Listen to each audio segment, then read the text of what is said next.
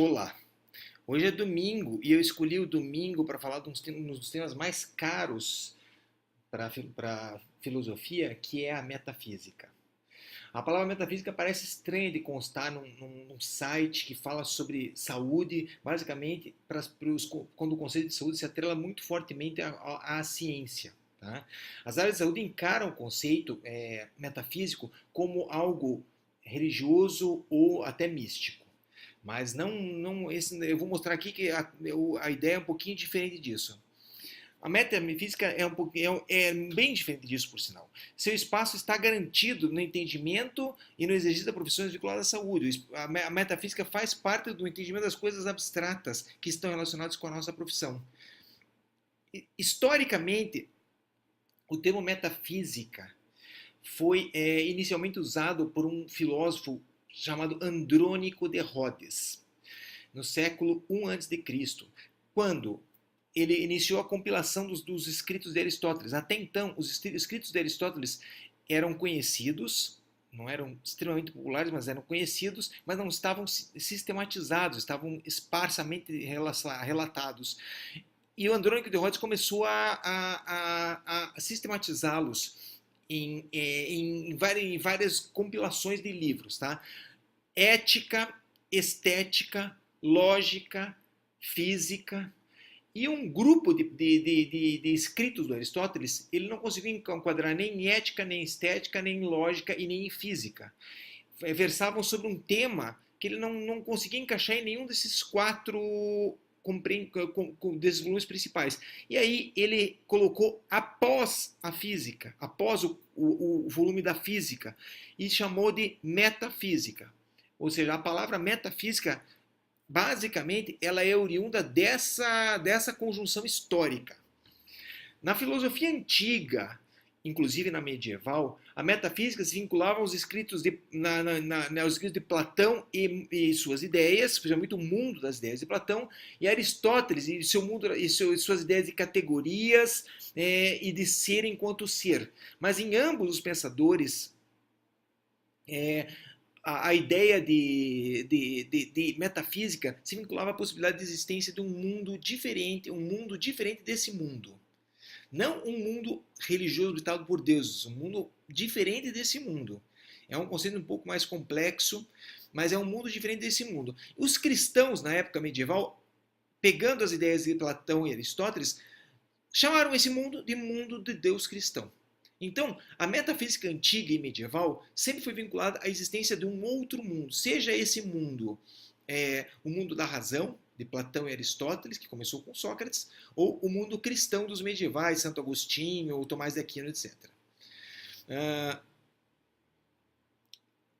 Os modernos já entenderam que não havia necessidade desse outro mundo. A própria razão poderia excluir esse mundo platônico, aristotélico e cristão dos antigos e dos medievais.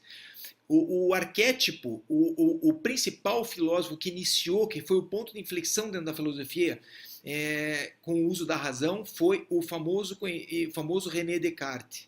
É um filósofo francês que eu gosto muito e que foi um ponto de inflexão dentro da filosofia porque ele trouxe a filosofia do mundo dos deuses ou do mundo metafísico, não dos deuses, mas do mundo metafísico platônico e aristotélico, para o homem, para a razão do homem. Ele diz que não haveria necessidade de um mundo externo a razão humana, para o entendimento das coisas, tanto físicas quanto não físicas.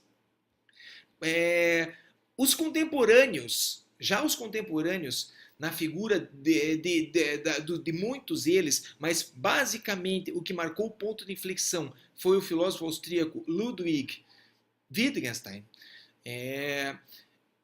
Tirou da razão só. Ele disse que não necessariamente não precisava só a razão. A razão, com o auxílio da ferramenta principal dessa, que é a linguagem, seria suficiente para contemplar todos os conceitos do mundo físico e metafísico, ou objetivos e das entidades abstratas.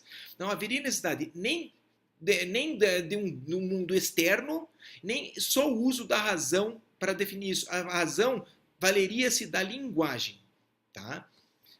Isso é um conceito muito, muito importante, foi um ponto de inflexão da filosofia e tirou a filosofia tanto do mundo de um Deus, quanto só daquele conceito de racionalidade que muita gente tem, que o filósofo fica popularmente chamando de viajando na maionese. Tá? Porém, devido à banalização atrelada ao termo metafísica, hoje muitos filósofos preferem usar a palavra ontologia, que é o estudo do ser,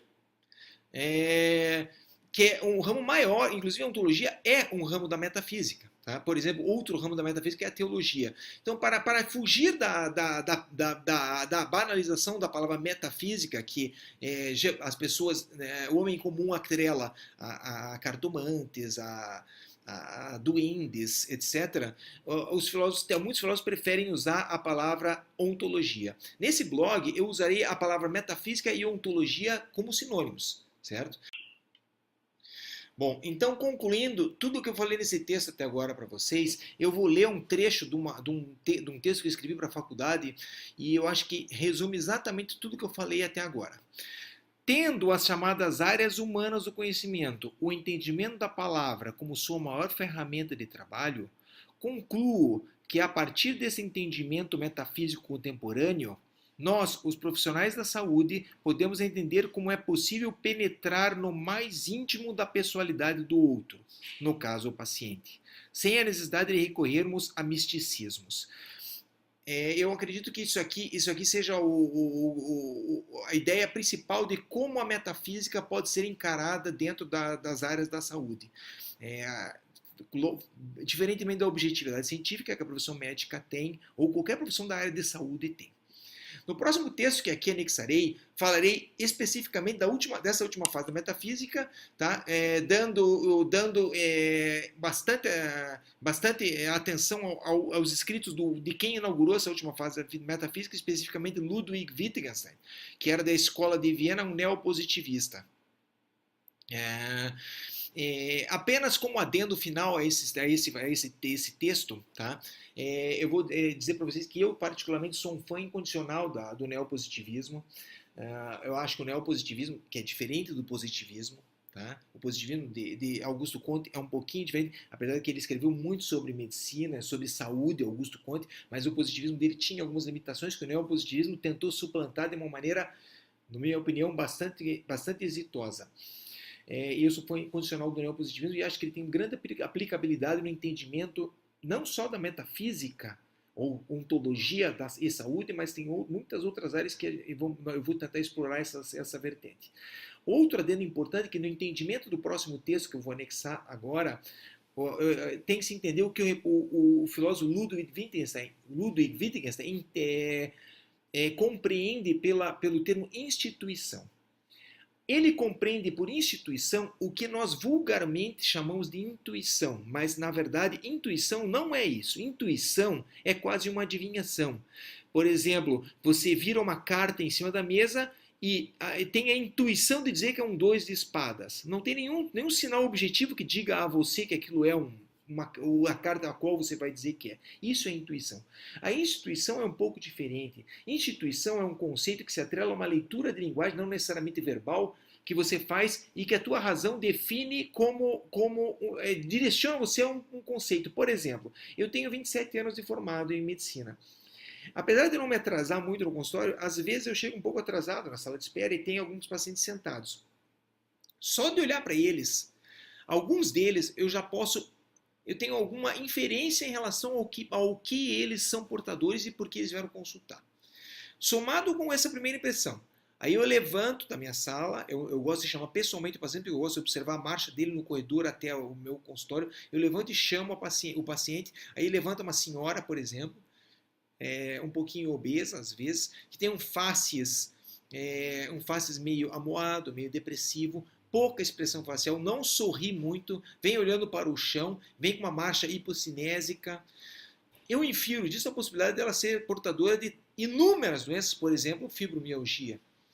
Isto é uma instituição, não é uma intuição. E é exatamente isso que é esse conceito de instituição que é explorado pelo Wittgenstein e vai ser colocado no texto que eu vou anexar a seguir desse vídeo.